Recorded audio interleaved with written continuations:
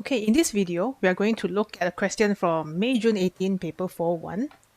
And this question, you have a pretty similar setup to the current balance, where there is a copper wire.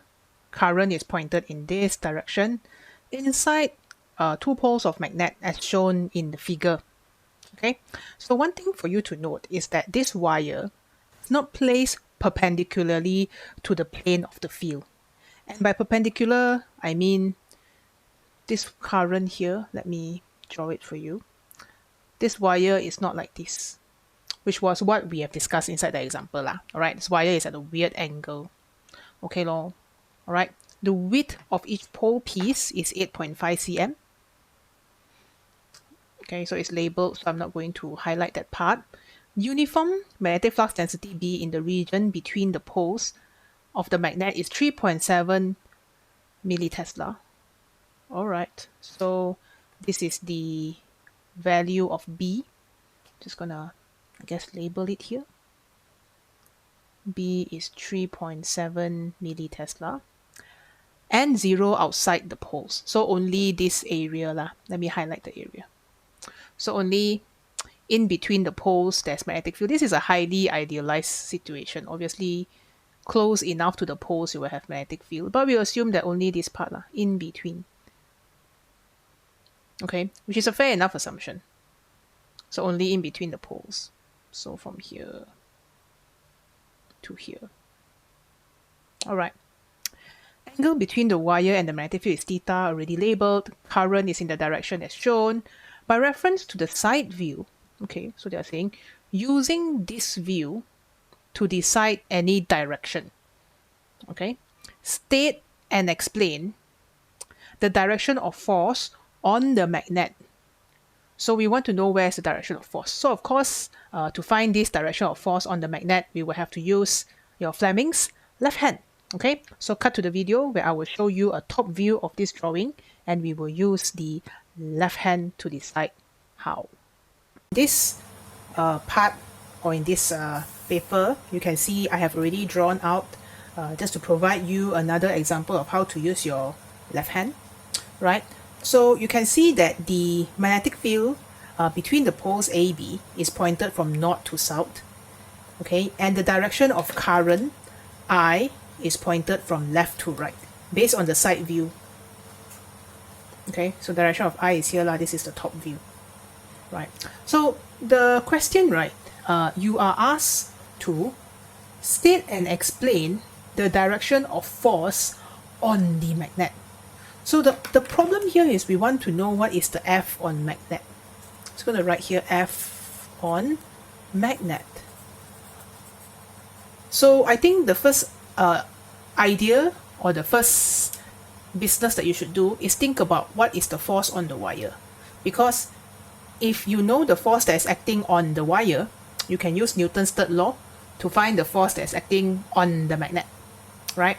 So I'm going to use my nifty left hand and let's practice together to remember what each finger means. We follow the Federal Bureau of Investigation. So the thumb is F, so I'm just going to draw an F here, okay? Pointing finger is B, and the middle finger is I. Okay, so FBI. And all three fingers must be 90 degrees. So first thing first, I will align my pointing finger because this is the easiest finger to align, pointing in the same direction as B. Alright, and then I stick up my middle finger.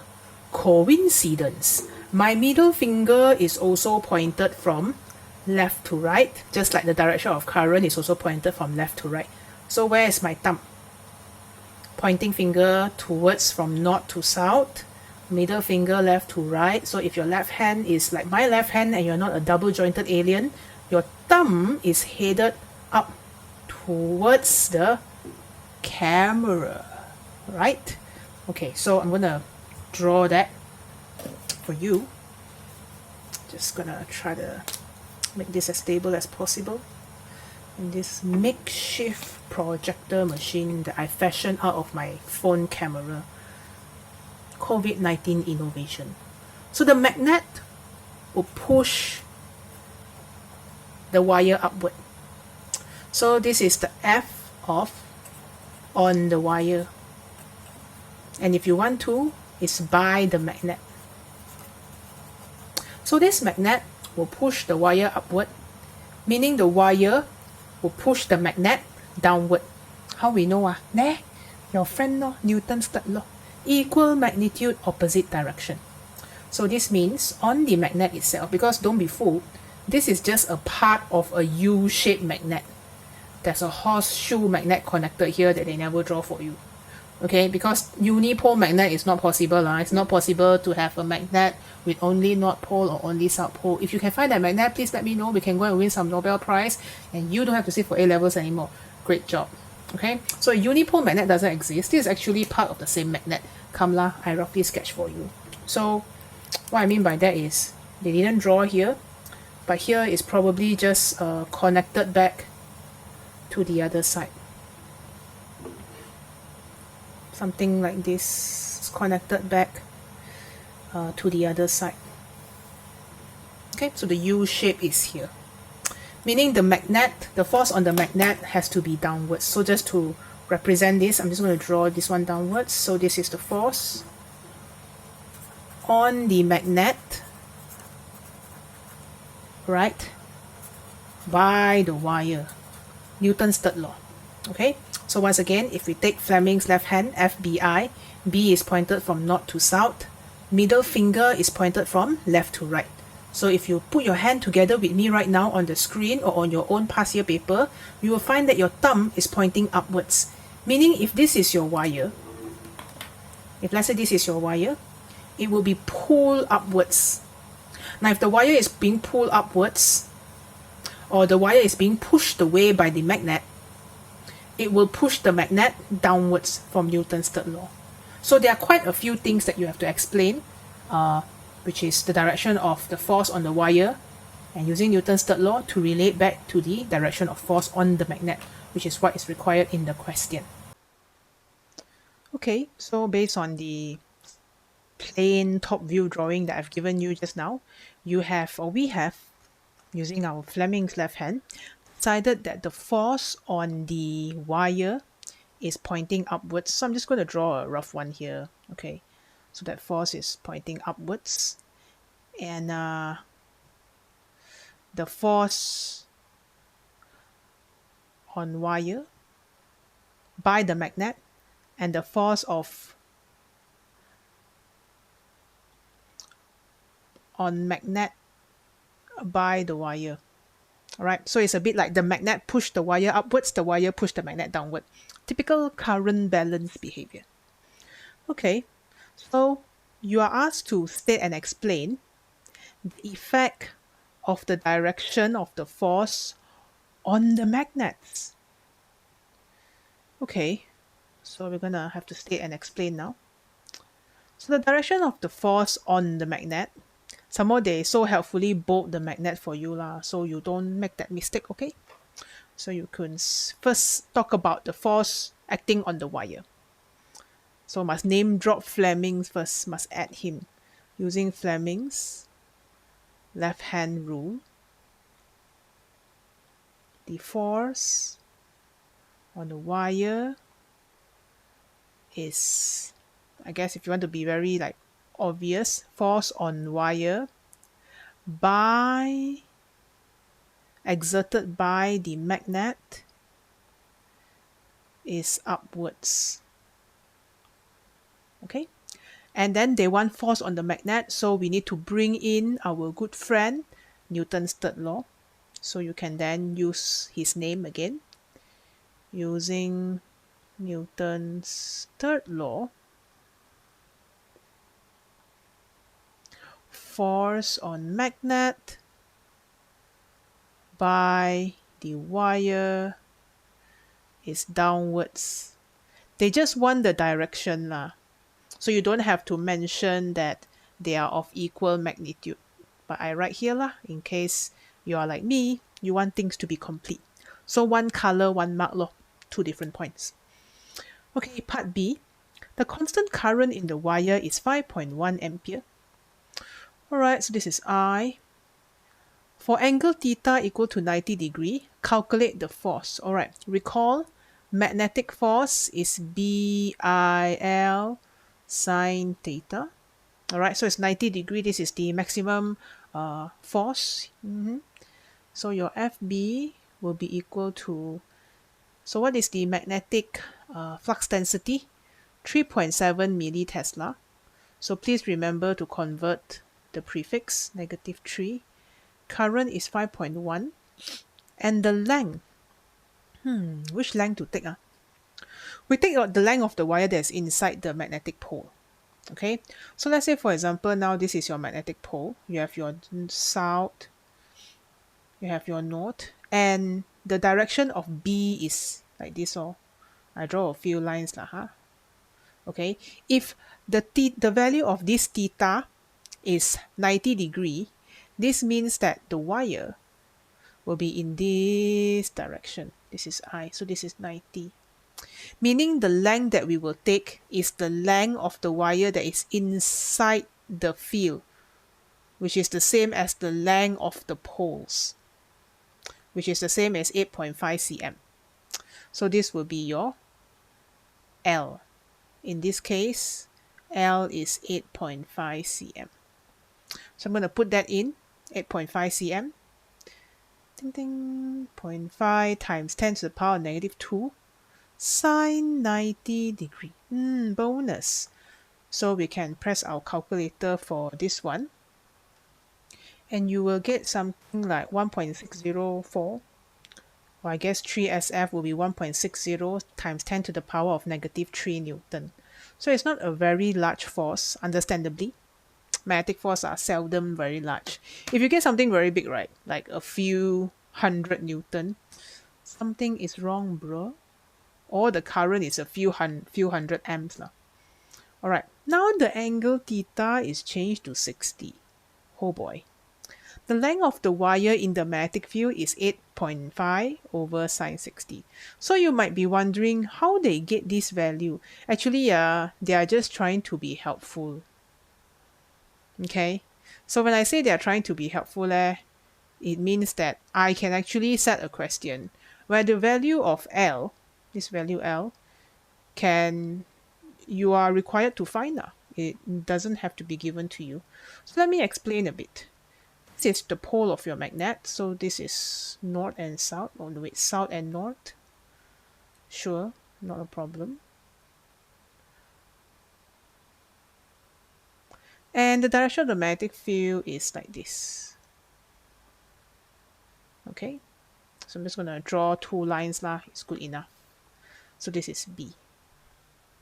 And your wire is placed in such a way where the angle theta is 60 degree. So I'm going to draw the wire now.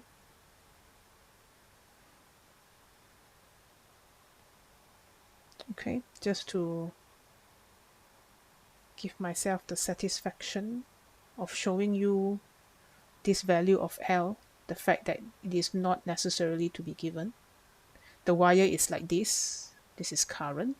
So where was theta again? You can always go back to the drawing. Theta is between the vertical and the current. I mean in the wire. So this is theta. So again, if you want to find L, you will take the length of the wire that is inside the field. Meaning I will take this length from here to here. It seems like there is more wire in the field. Okay, so if I were to fashion out a drawing, I can actually get a 90 degree drawing, right angle triangle here. Okay, so my right angle triangle is going to look like this. This is the new length of the wire that is inside L. I'm going to just highlight for you. This one is your L. All right, where is your theta? Theta is here. And of course, the pole of the magnet here to here is your 8.5 cm. So from here, you can use opposite over hypotenuse, which is sine. So from here, sine theta is equal to opposite 8.5 over L. So L will be 8.5 over sine theta. Sorry, my big brain is blocking. There we go. Okay, so this is the right angle triangle.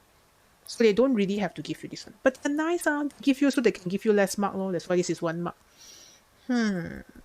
Alright, so you want to find the force around the wire. You're going to use our good old FB is BIL sine theta.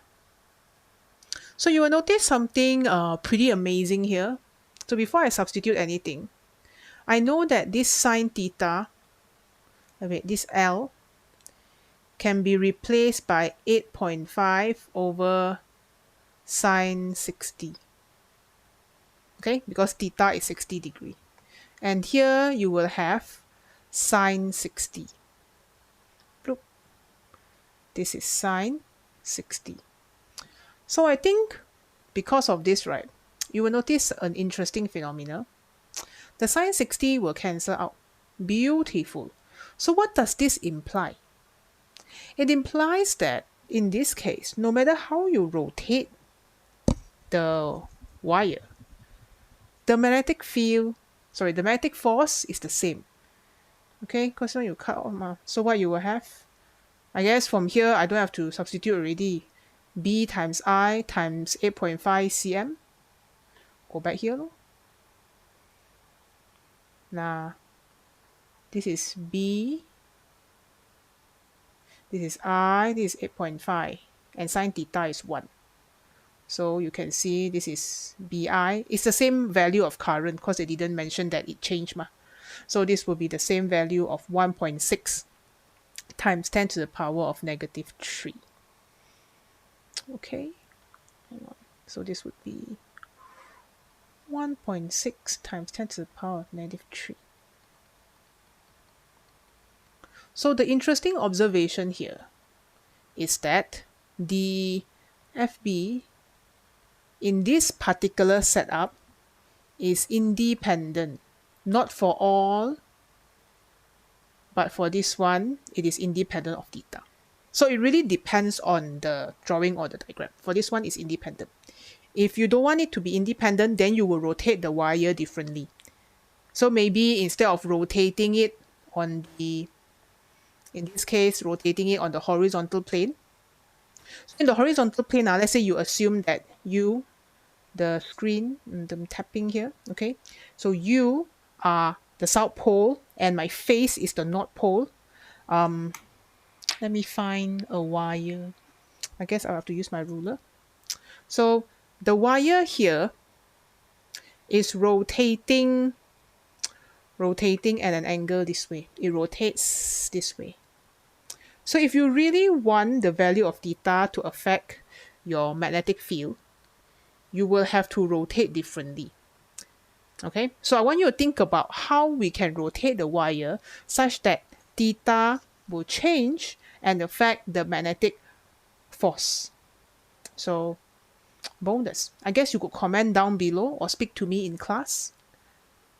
How should the wire rotate such that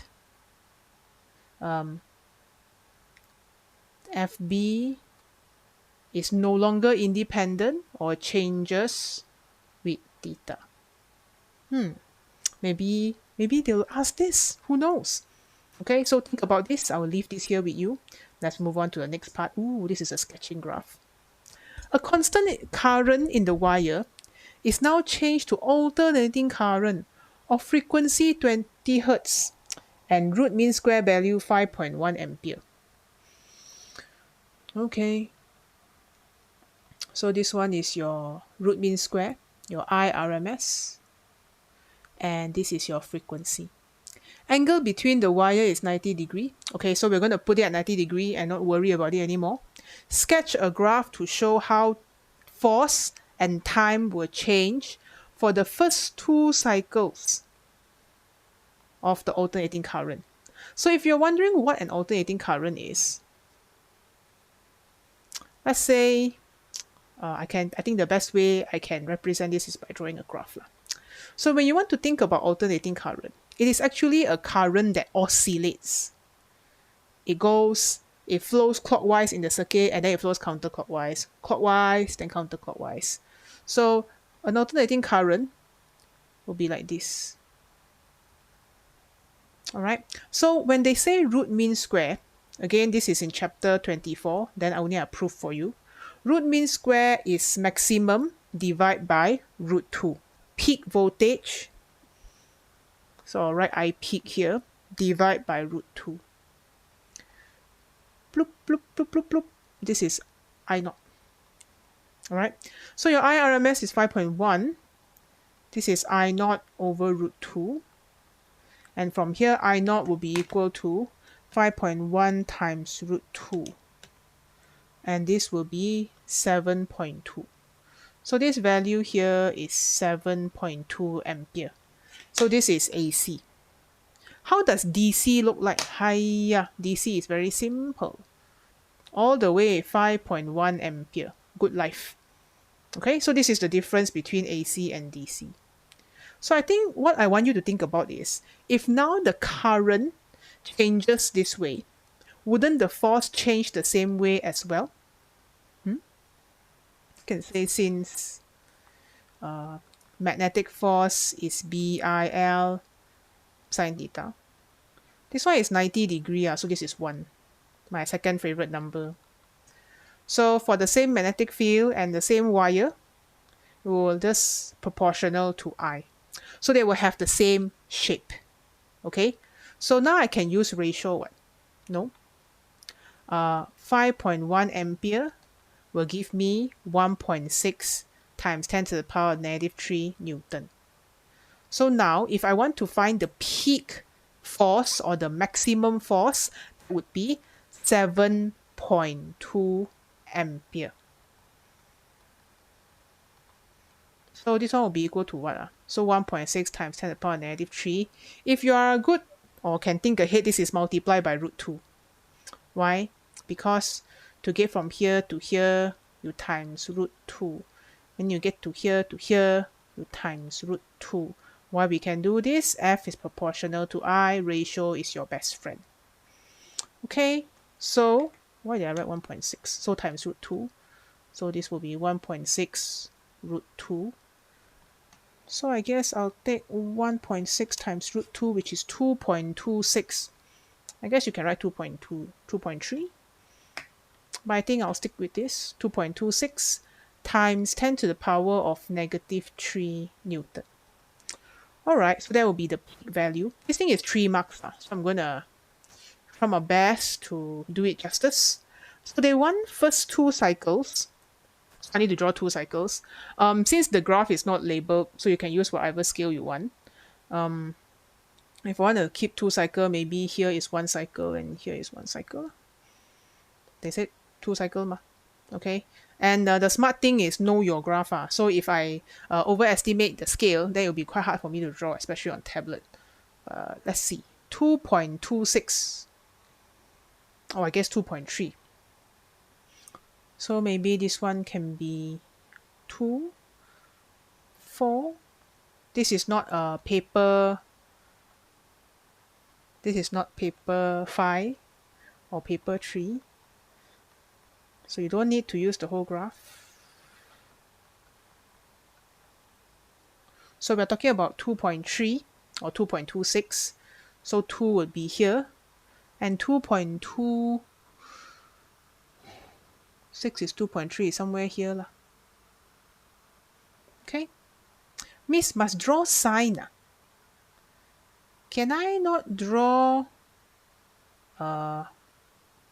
cosine? Can I not draw negative sign? Can. Up to you lah. As long as you have 2 complete sinusoidal cycles. Okay, so I got 1 plot, 2 plot. Where's my other plot? Change color. So this would be negative 2.26 as well. So what this 2.26 mean, or what the negative means, is that, you know, your current, or when your current is here, well, let me see, there we go. When the current is negative, it means that it changed direction. So if the current changed direction, it means that the force will also change direction. Okay, so proportional, they have the same shape, and the same shape when you fall into the negative quadrant means the force on the wire will change direction. Okay, where were we? 2.26, so it's 2.3. This one, 5 boxes is 1. So 1 box is 0.2. So 2.23 is 1.5 box. Okay, and then we meet here. Wait, I think I'm a bit chat now. I want to fit 2 cycles. So what I need to do is actually pass through all these points. Then I can fit, yes, that I can fit 2 cycles. So 2.26 is here. Okay, I see my 2 cycles.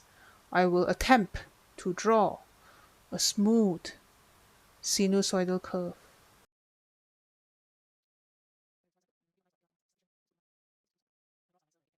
Alright, so if you're a bit insecure like me, because maybe you're scared the examiner don't know, I will actually label here one. Dot, dot, dot, dot, dot. This is 2.26, or I guess 2.3 lah, times 10 to the power negative 3. Okay? Don't forget, this is 3 marks. So I also need to think about the x-axis, because the y-axis is settled already. So the actual exam, what I'll do is I'll actually draw a dotted line here and indicate negative 2.23 times 10 to the power negative 3. Okay? Second part of the numbers that we haven't used yet is the frequency 20 hertz. So if frequency is 20 hertz, then period is 1 over 20, which is 0.05 second.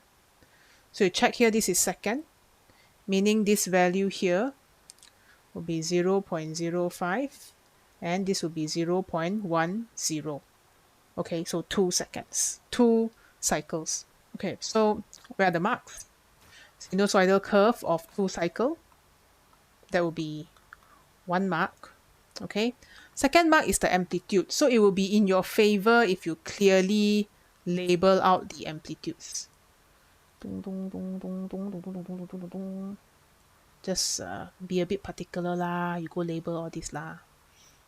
Delight your examiner.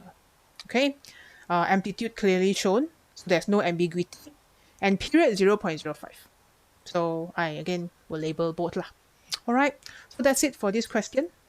Okay, there's some alternating current thrown in. Of course, you can double the scale if you want to. All right, for the y-axis. But it's hard for me to draw on tablet, so I will stick to this scale. Okay, we learned that in this particular orientation of your wire, your pole of the magnet like that, and then the wire pass through, no matter what value of theta, the magnetic force FB is still the same. Your challenge here, no matter what the value of theta, FB is still the same. Okay, your challenge here is what angle should I rotate, or basically how should I rotate the wire such that FB changes with the angle of rotation theta. So you could comment in the comment box down below if you're watching us on YouTube. But if you're watching us on stream, then get in touch with your lecturer and ask. All right. Next part, which is determining the direction of force. Be very careful whether they want to use force of magnet, force on the magnet, or force on the wire. Good timing. So equal magnitude, opposite direction. Don't let them trick you from this 1 mark. Okay. And the final thing is right angle triangle is a very good geometric tool in case they didn't give you the value of L. Okay, so that's all for this question from Summer 18, Paper 41. Hopefully that wrap-up was useful to you. Please try the questions. If you find this video helpful, the usual lah.